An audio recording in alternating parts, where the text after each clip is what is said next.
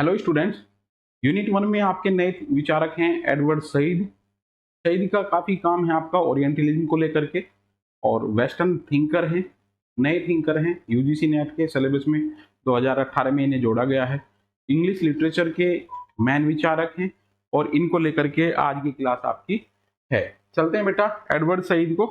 ठीक है, Edward Said जन्म इनका 1935 में है और डेथ इनकी 2003 में है due to the blood cancer. देखोगे इनका लाइफ पीरियड जो रहा है, आप देखोगे कि ओरिएंटलिज्म पे इनका मेन वर्क है। बुक को एक बार देखते हैं, बुक से इनके कॉन्सेप्ट समझ में आ जाएंगे आपके। ओरिएंटलिज्म बुक है 1978 की।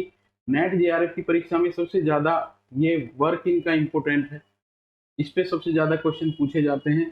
अब ओरिएंटलिज्म के थॉट को आप इस क्लास के माध्यम से अच्छे तरीके से समझ जाएंगे। कोशिश करेंगे कि आपको अच्छे तरीके से ये जो इनके आइडियाज हैं, थॉट हैं, विचारधारा है, पूरे विश्व को लेकर के इन्होंने दो भागों में बांटा है। उन चीज़ों को लेकर के सुपीरियरिटी इंफीरियरिटी के हिसाब से इन्होंने देखा है, और ये चीज़ें आपकी समझ में आ जाए। ओरिएंटलिज्म बहुत इंपॉर्टेंट है इनका, और ज़्यादातर क्वेश्चन कॉम्पिटिटिव एग्जाम में इसी पॉइंट से आपके पूछे जाते हैं। कल्चर एंड इंपेरियलिज्म 1979 की बुक है। द क्वेश्चन ऑफ फिलिस्तीन, फिलिस्तीन को लेकर के इनका काफी वर्क है। इजराइल और फिलिस्तीन के रिश्तों को लेकर के इन्होंने अध्ययन किया है। लिटरेचर साहित्य के प्रोफेसर हैं। साहित्य और दर्शन शास्त्र पे इनका काफी काम है। दर्शन के भी प्रोफेसर हैं, साहित्य के प्रोफेसर हैं। इंग्लिश लिटरेचर में इनका काफी काम है, जो आगे जा करके आपको इनकी जो लिटरेचर है उन पे देखने को मिलेगा। ठीक है, द कवरिंग इस्लाम, इस्लाम की स्टडी इन्होंने की है। 1981 की इनकी ये बुक है कवरिंग इस्लाम, इस्लाम को फोकस करते हुए इनका अध्ययन है। Out of place memories, reflection on exile and other essay 2000 की बुक है इनकी। On late style, the world of text and critic, ठीक है, 1983 है। Power politics and culture, culture को रिफ्लेक्ट किया है इन्होंने, और कल्चर की सुपीरियरिटी इंफीरियरिटी के पॉइंट ऑफ व्यू से पश्चिमी और पूर्व के देशों को लेकर के इनकी स्टडी है। रिप्रेजेंटेशन ऑन द इंटेलेक्चुअल, ये 1994 का है। Palace and it this contact 1995 का है। The end of palace process 2000 की इनकी बुक है। ये इनका मेन वर्क है। जैसा कि मैंने अभी बताया आपको कि साहित्य के प्रोफेसर हैं, दर्शन शास्त्र के प्रोफेसर हैं, और इंग्लिश लिटरेचर पे इनका काफी कार्य रहा है। अमेरिकन है, अमेरिका में इनका वैसे जन्म हुआ है। ठीक है, आप देखोगे कि इनकी जो आइडियोलॉजी है वो पूरब और पश्चिमी क्षेत्र को लेकर के है। वैश्विक दृष्टिकोण से जो पश्चिमी देशों की संस्कृति है उसकी डोमिनेंसी की आइडियोलॉजी पे रिफ्लेक्ट करते हैं, और कल्चर की सुपीरियरिटी बताते हैं कि वेस्टर्न कल्चर किस तरीके से अपने आप को सुपीरियर मानती है और वो डोमिनेंट होती है ईस्टर्न कंट्रीज को लेकर के। उस पर इनका मेन वर्क है। चलते हैं बेटा नेक्स्ट में। ब्रिटिश और अमेरिकी स्कूलों में सईद ने पश्चिमी और पूर्वी दुनिया के बीच संस्कृति और राजनीतिक अंतराल को रोशन किया। ये इनका की मेन पार्ट, इनकी जो थ्योरी का है वो ये है, वेस्ट एंड ईस्ट को लेकर के इनकी स्टडी है। इनके बीच में जो गैप है इस पे इनका स्टडी है, और ये जो वेस्ट की सुपीरियरिटी है इसके रिगार्डिंग, ईस्ट के रिगार्डिंग, तो इनको लेकर के वैश्विक दृष्टिकोण से इन्होंने कार्य किया है। ये अपने आप को सुपीरियर समझते हैं और ये इंफीरियर समझते हैं, और ये इनकी कल्चर को भी सुपीरियर समझते हैं। आप देखोगे एक वर्ड आता है हमारा white burden theory. White burden theory, इसमें आप देखोगे कि जब at the time of British period, जहां इंडियन लोग ये कह रहे थे कि हमारे ऊपर ब्रिटिश गवर्नमेंट शासन कर रही है, कॉलोनी था भारत ब्रिटिश सरकार का, ये एक पार्ट इसका हो सकता है। इस पॉइंट ऑफ व्यू से हम देख सकते हैं कि वेस्टर्न कल्चर को हम किस तरीके से सुपीरियर मानते थे, और वेस्ट के लोग किस तरीके से ईस्ट के लोगों पर अपना आधिपत्य जमाए हुए हैं। और देखोगे इंडिया में अगर वेस्टर्नाइजेशन का प्रोसेस है तो इसी आइडियोलॉजी के साथ वो फॉलो होता है, क्योंकि हम वेस्ट कल्चर को अपने से सुपीरियर मानते हैं। तो देखोगे ये कहते हैं कि जो व्हाइट बर्डन थ्योरी है इसमें क्या है, इंडियन लोग क्रिटिसाइज करते हैं ब्रिटिशों को कि ये हमारा एक्सप्लॉयटेशन कर रहे हैं, बट ब्रिटिशर लोगों की अप्रोच है कि हमारे ऊपर बर्डन है कि जो इंडिया के यहाँ भूखे नंगे लोग हैं, गरीब लोग हैं, इनको डेवलप करने का हमारा बर्डन हमारे ऊपर बड़ा हुआ है। इसी को व्हाइट बर्डन थ्योरी के नाम से जानते हैं। और जो ब्रिटिश लोग हैं ये अपने आप को ईस्ट के मुकाबले में सुपीरियर मानते हैं। ये इनकी थ्योरी का सार है। यहाँ पे दिया है पश्चिमी और पूर्वी दुनिया के देशों के बीच सांस्कृतिक और राजनीतिक अंतराल को रोशन करने के साथ साथ इजराइल और फिलिस्तीन संघर्ष के बारे में उनके विचार, ग्रामसी और मिशेल फूको और थियोडोर एडोर्नो का प्रभाव स्पष्ट रूप से इनकी थ्योरी पर दिखाई देता है। तो इनके 2 पॉइंट आपके आगे ईस्ट और वेस्ट को लेकर के जो गैप है उस पर फोकस किया है, इजराइल फिलिस्तीन को लेकर के इनका कार्य है, दोनों यहाँ पे आपके पॉइंट है। एडवर्ड सईद को ओरिएंटलिज्म, ये इनकी बुक जरूर याद रखना बेटा, कंपटीशन के पॉइंट ऑफ व्यू से ये जरूर पूछी जाती है। ओरिएंटलिज्म 1978 में सांस्कृतिक आलोचक के रूप में जाना जाता है। कल्चर को इन्होंने फोकस किया है और पश्चिमी दुनिया की संस्कृति को ओरिएंट मानते हैं। ये वर्ड ध्यान रखना बेटा, ओरिएंट मानते हैं, यानी कि पश्चिमी देशों से संस्कृति चलती है और इसे पूर्वी देश फॉलो करते हैं, क्योंकि पूर्वी देश भी कहीं ना कहीं ये मानते हैं कि इनकी कल्चर सुपीरियर है। तो ओरिएंट वर्ड दिया यहाँ पे एक मूल पाठ के रूप में। ओरिएंटलिज्म, ओरिएंटल स्टडी दर्शन साहित्य के विद्वानों के बीच विवाद का विषय रही है।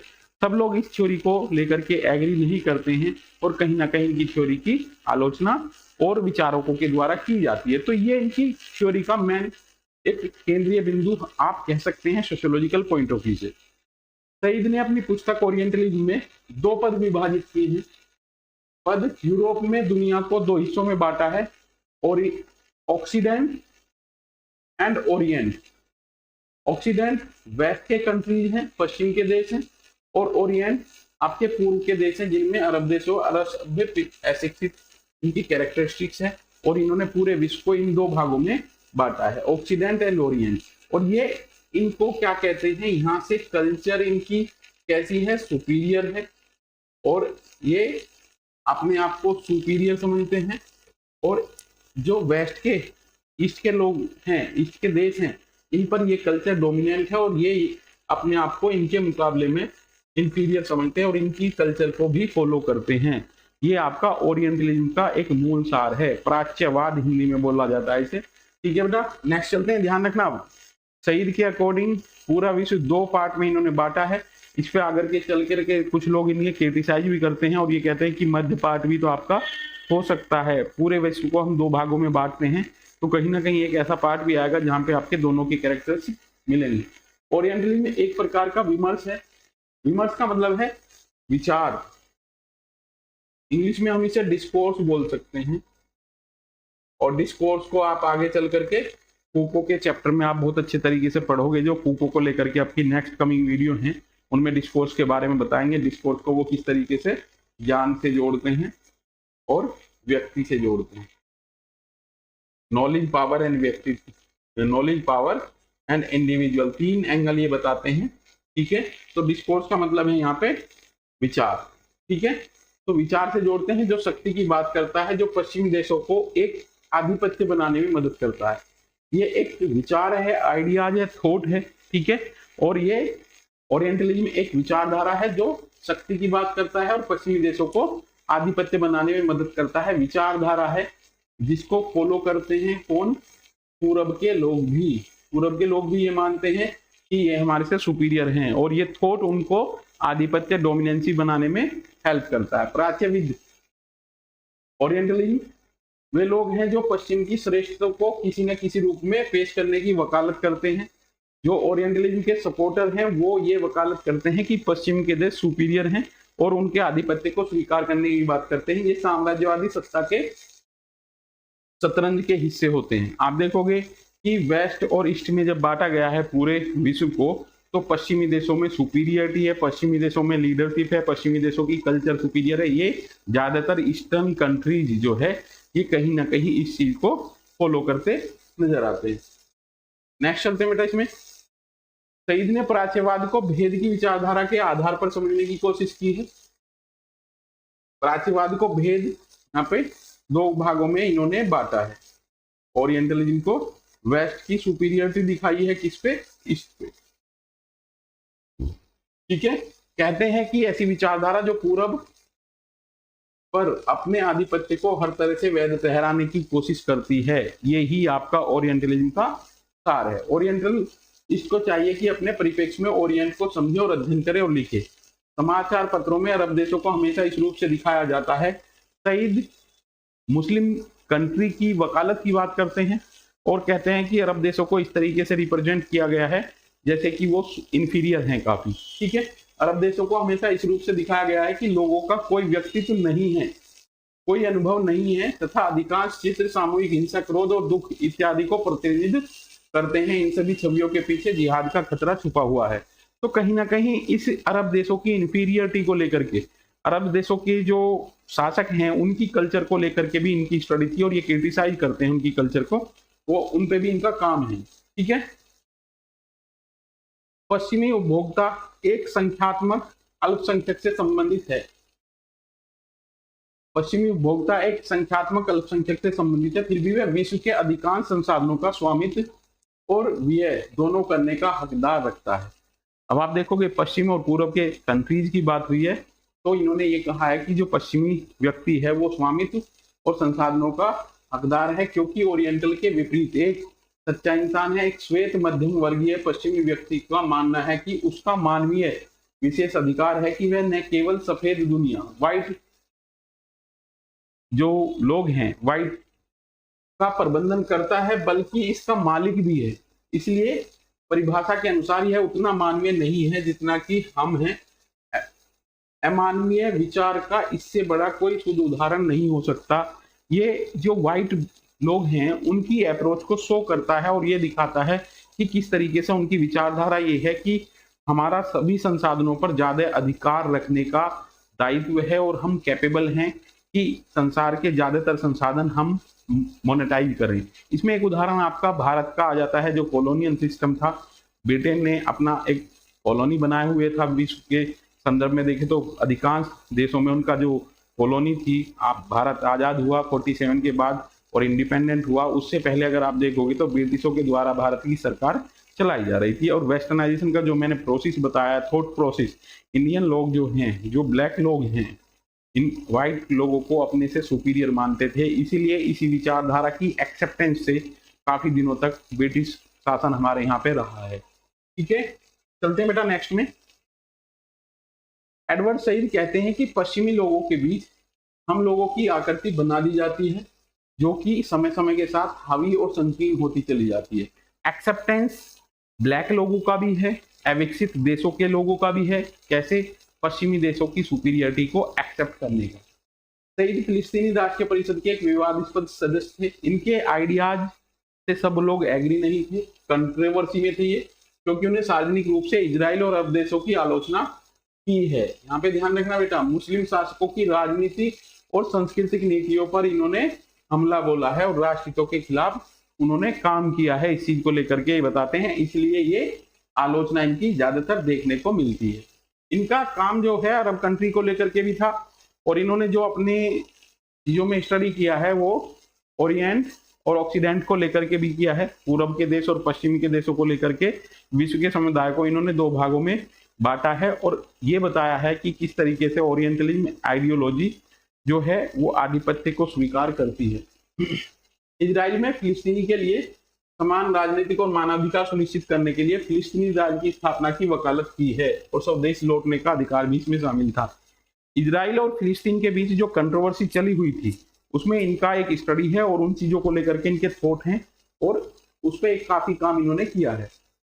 सईद वैसे आप देखोगे इंग्लिश में साहित्य के विचारक हैं। डायरेक्ट इनका एंथ्रोपोलॉजी या सोशियोलॉजी से सीधा कोरिलेशन नहीं है। आइडियोलॉजी पे काम करते हैं, साहित्य के विचारक हैं, फिलोसफी के विचारक हैं। ठीक है, तो इनकी आइडियोलॉजी में ओरिएंटलिज्म, ऑक्सीडेंट और ओरिएंट दो तरीके से विश्व को बांट करके देखा गया है। नेट के सिलेबस में नए थिंकर हैं, ज्यादा इनका काम सोशियोलॉजिकल पॉइंट ऑफ व्यू से नहीं है और ये एज ए साहित्यकार हम यहाँ स्टडी करते हैं इनकी आइडियोलॉजी को वैश्विक परिदृश्य। तो इनकी बुक इंपॉर्टेंट है आपके कंपटीशन के पॉइंट ऑफ व्यू से। फिर भी जितना आपको यहाँ दिया जा रहा है इसमें से आपको एग्जाम में क्वेश्चन मिल जाएगा। ज्यादा मैटर, ज्यादा कंटेंट, ज्यादा डायरेक्ट इनका जो रिसर्च वर्क या कोई भी ऐसा कार्य समाजशास्त्र के महत्वपूर्ण बिंदुओं पर नहीं है। आइडियोलॉजी को लेकर के इनका मेन वर्क है जो मैंने आपको बताया है। 1999 में सईद अपने मित्र डैनियल बोरियम के साथ ईस्ट वेस्ट दीवान ऑस्ट्रेलिया की स्थापना की जो सरवेले में स्थित था, जिसमें युवा इजराइल, फिलिस्तीनी और अरब संगीतकार शामिल थे। ये पर्सनली अगर इनकी उस पे पर्सनालिटी पे जाओगे तो ये कुशल पियानो वादक भी थे, संगीत से इन्हें लगाव था काफी। 19 अब इनका जो पर्सनल एक इशू है उनको लेकर के पॉइंट आउट यहाँ किया है। 1951 में विक्टोरिया कॉलेज में एडवर्ड को निष्कासित कर दिया था। इनकी जो एक्टिविटी थी वो कहीं ना कहीं उन्हें रास नहीं आई और उन्हें लगा कि ये सिस्टम के अगेंस्ट बोल रहे हैं और इनकी आइडियोलॉजी कहीं ना कहीं हमें एंटी लग रही है सिस्टम के, तो इन्हें विक्टोरिया कॉलेज से निष्कासित कर दिया गया था 51 में। 60 में इन्होंने मास्टर ऑफ आर्ट किया है। अब आप देखोगे जो मैंने आपको बताया, डॉक्टर ऑफ फिलोसफी पीएचडी इनकी 64 में अंग्रेजी साहित्य में हार्वर्ड विश्वविद्यालय से। जैसा कि मैंने आपको बताया ये वो विचारक हैं समाजशास्त्र में जिनका इनका डायरेक्ट समाजशास्त्र के बिंदुओं को लेकर के कोई रिसर्च वर्क नहीं है। वैश्विक परिदृश्य को इन्होंने दो भागों में बांटा है, ओरिएंट और ऑक्सीडेंट को लेकर के, और किस तरीके से पश्चिमी देशों की डोमिनेंट आइडियोलॉजी पूर्व देशों पर हावी होती है उस चीज पर इन्होंने फोकस किया है। 74 में तुलनात्मक साहित्य के प्रोफेसर रहे हैं। 92 में सईद को कोलंबिया विश्वविद्यालय में प्रोफेसर के रूप में पदोन्नत किया गया है। सईद की पहली पुस्तक ये इंपोर्टेंट है आपकी, जोसेफ कॉर्नाड और फिक्शन ऑफ ऑटोबायोग्राफी में पीएचडी की डिग्री हासिल की है। ये इनकी पीएचडी का टॉपिक था। कभी कभी क्वेश्चन आ जाता है कि पीएचडी का टॉपिक क्या था, तो ये क्वेश्चन आपका कंपटीशन के पॉइंट ऑफ व्यू से इंपोर्टेंट है, नेट जीआरएफ की परीक्षा के पॉइंट ऑफ व्यू से भी आपका ये इंपोर्टेंट है। एडवर्ड सईद आलोचना और समाज 2010 की बुक है इनकी, ठीक है। अब ये आपके कंक्लूडिंग रिमार्क मैंने आपको लिखे हैं कि जो इनकी थ्योरी एज ए कॉम्पिटिटिव आपको समझ में अच्छे तरीके से आ जाए। इन्होंने पूरे विश्व को दो तरीके से बांटा है, पूरे विश्व को कंक्लूडिंग रिमार्क में मैं बता रहा हूँ, ठीक है। ये आपके क्या है, वेस्ट के देश हैं, ठीक है। वेस्ट के देशों को कितने कैरेक्टर से इन्होंने बताया है, और ये आपके ईस्ट के देश, कोलोनाइजर, मॉडर्न, प्रेजेंट और फ्यूचर पे सोचते हैं, अचीव करते हैं और तार्किक हैं। ये आपकी वेस्ट की विशेषताएं हैं, वेस्ट के देशों की, ठीक है।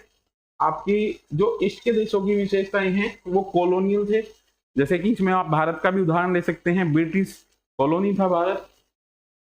मिस्ट्रीज और मैजिक पे विश्वास करता है, पास्ट में जीते हैं। आप देखोगे जो पिछड़े हुए लोग हैं या बैकवर्ड लोग हैं या फेलियर लोग हैं वो अपने पास्ट का ज्यादा एनालिसिस करते हैं, तो ये इंपॉर्टेंट यहाँ पे लेजी है, कर्म प्रधान नहीं है, ट्रेडिशनल है, परंपरागत सोचते हैं, no science and technology.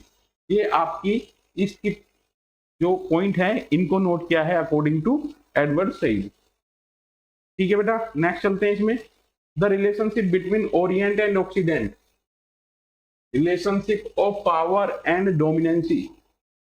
Orient और ऑक्सीडेंट के बीच किसकी रिलेशन है, ये आपके वेस्ट के कंट्री हैं और ये ईस्ट के कंट्री हैं। इनके बीच में किस चीज की रिलेशनशिप है, पावर एंड डोमिनेंसी की, प्रभुत्व की और शक्ति की इनके बीच में संबंध है। पॉलिटिकल गैप, इजराइल और फिलिस्तीन के बीच पॉलिटिकल गैप है, उस पर इनका फोकस है। Orientalism generate by the western countries, orientalism की विचारधारा, प्राच्यवाद जो है वो वेस्टर्न कंट्रीज के द्वारा डेवलप की गई विचारधारा है, पावर एंड नॉलेज को लेकर के, ठीक है। 3 पार्ट दिए इन्होंने इसको, famous on western representation, west का प्रतिनिधित्व करते हैं, structure and restructure, a descriptive explanation of the ideas of writer of 19th century, और थर्ड पार्ट में दिया है ओरिएंटलिज्म एनालिसिस मॉडर्न ओरिएंटलिज्म, ठीक है। ये आपके 3 पार्ट है इनके। इसके बाद अगर जाएंगे तो आपको मिलेंगे, he discuss about the French and British orientalism. Edward Said का जो डिस्कस था ब्रिटिश और फ्रेंच ओरिएंटलिज्म को लेकर के है। Orient are always being exploited by occident, occident west के कंट्री हैं आपके और ये ईस्ट की कंट्री है, ठीक है बेटा। वर्ल्ड 2 भागों में बांटा है, ईस्ट में ओरिएंट आ गए और वेस्ट में आपके ऑक्सीडेंट आ गए, ठीक है। और ये ऑक्सीडेंट ओरिएंट को क्या कर रहे हैं, सुपरविजन करते हैं, सुपरविजन करते हैं, इनकी आइडियोलॉजी एक्सेप्ट की जाती है और ईस्ट कंट्रीज के द्वारा, ठीक है। एग्जाम्पल क्या दे सकते हैं बेटा, जिस एग्जाम्पल से आपके माइंड में ओरिएंटलिज्म, ऑक्सीडेंट और ओरिएंट सेट हो जाते हैं। British rule in India, civilised, cultural and education. British rule in India में आप देखोगे जो ब्रिटिश लोग थे इनको इंडियन सुपीरियर मानते थे अपने मुकाबले में। और यहाँ पे मैंने आपको एक पॉइंट आउट जो कराया है, ब्रिटिश की जो वाइट बर्डन थ्योरी है, ब्रिटिश के लोग ये सोचते थे कि जो इंडियन लोग हैं ये भूखे नंगे लोग हैं, इनको डेवलप करने का जो हमारे ऊपर बर्डन है उसी को हम वाइट बर्डन थ्योरी के पॉइंट ऑफ व्यू से इंक्लूड करते हैं। वही चीज़ें, वही रिफ्लेक्शन आपको ओरिएंटलिज्म में नज़र आता है जो एडवर्ड सईद के द्वारा दिया गया है। मेरे अनुसार इसमें ज़्यादा इम्पोर्टेंट इनकी बुक्स हैं, बुक्स को लेकर के कॉम्पिटिटिव एग्जाम में क्वेश्चन पूछे जाते हैं। ओरिएंट ऑक्सीडेंट हैं, आइडियोलॉजी की बात करते हैं एडवर्ड सईद, साहित्य के प्रोफेसर हैं, इंग्लिश विषय से जुड़े हुए हैं, फिलोसफी की बात करते हैं। तो इनसे ज़्यादा क्वेश्चन आपके डायरेक्टली सोशियोलॉजी में नहीं बनते हैं। फिर भी अच्छे तरीके से ये मैंने आपको कंटेंट दिया है यहाँ। उम्मीद है कि आप लोगों को क्लास पसंद आई होगी। नेट के पॉइंट ऑफ व्यू से इंपॉर्टेंट है और कई बार इनसे क्वेश्चन आपके आए हुए। ठीक है बेटा, नेक्स्ट क्लास में मिलते हैं नेक्स्ट थिंकर के साथ। Thank you for watching. जय हिंद।